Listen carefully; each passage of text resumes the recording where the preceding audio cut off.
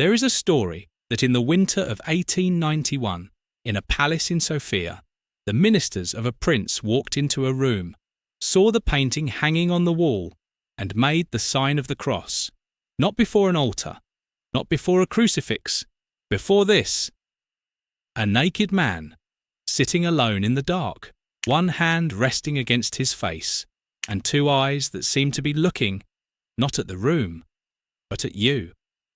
There are no horns, no claws, no fire, nothing that should frighten anyone, and yet grown men are said to have blessed themselves every time they passed it. The strange thing is not that they were afraid. The strange thing is that they were right to be afraid, and almost none of them understood why, because hidden inside this painting is a detail so quiet that people have looked straight past it for more than a century, a single point of light, and once you understand what it is, you can never see this as a painting of the devil again. The painting is called Lucifer.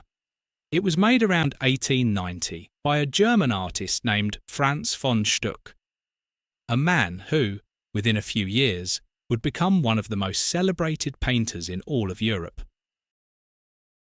Today, it hangs in the National Gallery in Sofia, in Bulgaria. It is large, over 1.5 meters in every direction, so when you stand in front of it, the figure is almost life-sized. He meets you at your own height. Look at him. This is the part that unsettled people from the very beginning. The critics of Stuck's time reached for a strange phrase to describe what they were seeing. Not a demon, not a man-demon. Because for 1,000 years, Christian art had known exactly how to paint the devil. Horns, a tail, the body of a beast, a gaping mouth swallowing the damned. Evil was something monstrous, something that could never be mistaken for you, and Stuck erased all of it. He gives you no monster to hide behind. He gives you a man, and that is the first question this painting refuses to answer. If this is the devil, then where is the evil? Now, look at his arm, not the hand at his face, the other arm, the right one. It's turned backward, at an angle that feels wrong, uncomfortable. He isn't leaning on anything, he's holding something. In the shadows behind his shoulder, there is a shape. It's almost impossible to see in the darkness of the painting itself, but we know what it is, because Stuck made a second version of this image, an etching where the darkness finally lifts. And there they are, wings, great, folded, hanging downward. He is an angel, a fallen one, and that backward arm is holding his own wing, the wing that no longer carries him anywhere. But here is where it becomes strange. In that same etching, the one that finally reveals the wings, something else, disappears. In the painting, there is a light, a single cold crescent-shaped glow, off to his side, floating in all that blackness. It is the only other source of light in the entire work, besides his eyes, and in the etching, Stuck removed it.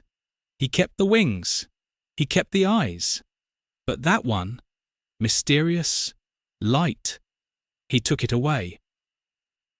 Why would an artist delete the single most haunting detail from his own image?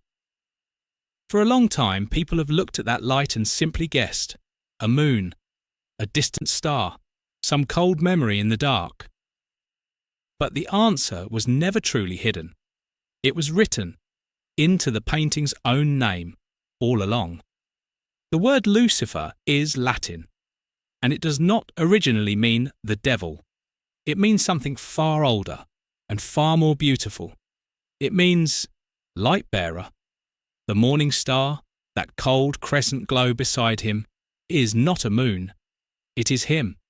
It is the meaning of his own name, sitting in the darkness, just out of reach. The name comes from a single line in the book of Isaiah, a lament that Christian tradition came to read as the fall of the devil himself. How you have fallen from heaven, O morning star, son of the dawn. He was the light, and now he sits beside the last cold trace of it, and turns his face away. Some who study this painting believe that awkward arm isn't hiding the wing at all. They believe he is pushing it, pushing himself, away from the light, not reaching back toward heaven, but refusing it. We cannot know for certain. Stuck never told us. But look at him, and ask yourself which one you see, a creature plotting his return, or one who has already decided he will never go back. And now, the deepest secret of all, the one that changes everything, that title, the bright morning star. It appears one more time in the Bible, not for the devil, for Christ. In the very last chapter of the book of Revelation, Jesus says, "I am the root and the offspring of David, the bright morning star," the same title, the light bearer and the light of the world. Two morning stars, one who is the source of the light, and one who only carried it and lost it, and now sits in the dark beside the very thing he used to be. And suddenly, that gaze changes. We came into this painting looking for menace. We were told to be afraid. But look at him now, knowing what he lost. That stare was never triumph. It was never only a threat.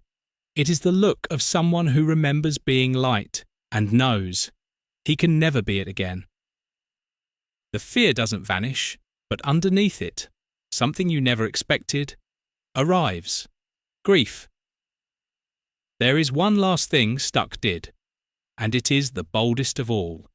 In these very years, he revived an ancient way of painting, a technique from the medieval and Byzantine world, the golden ground, that glowing, unearthly background that the old masters used behind one kind of subject, and one kind only: saints, angels, Christ, the holy. He took the sacred technique reserved for the divine, and he wrapped it around the devil. Perhaps that is the real reason those ministers reached for the sign of the cross, not because they saw a monster, but because somewhere beneath thought they recognized something worse, evil that does not look like a beast at all, evil framed like a saint, evil with a human face and a name, that once belonged to the light. Stuck did not paint a creature to fear across some distant abyss. He painted the tragedy of light that chose the dark, and he left the question hanging in the black air of the canvas, where it still hangs today. What if the light bearer looks exactly like you? Because this painting still isn't finished giving up its secrets. That cold light still waits in the corner. And somewhere across Europe, its radiant twin, an angel of pure light that Stuck painted the very year before, still stands guard over a paradise no one can enter. But that is another story, and it begins with a face you have already seen. For now, only this: you will never read the word Lucifer the same way again. If you'd like to uncover the next one, comment next part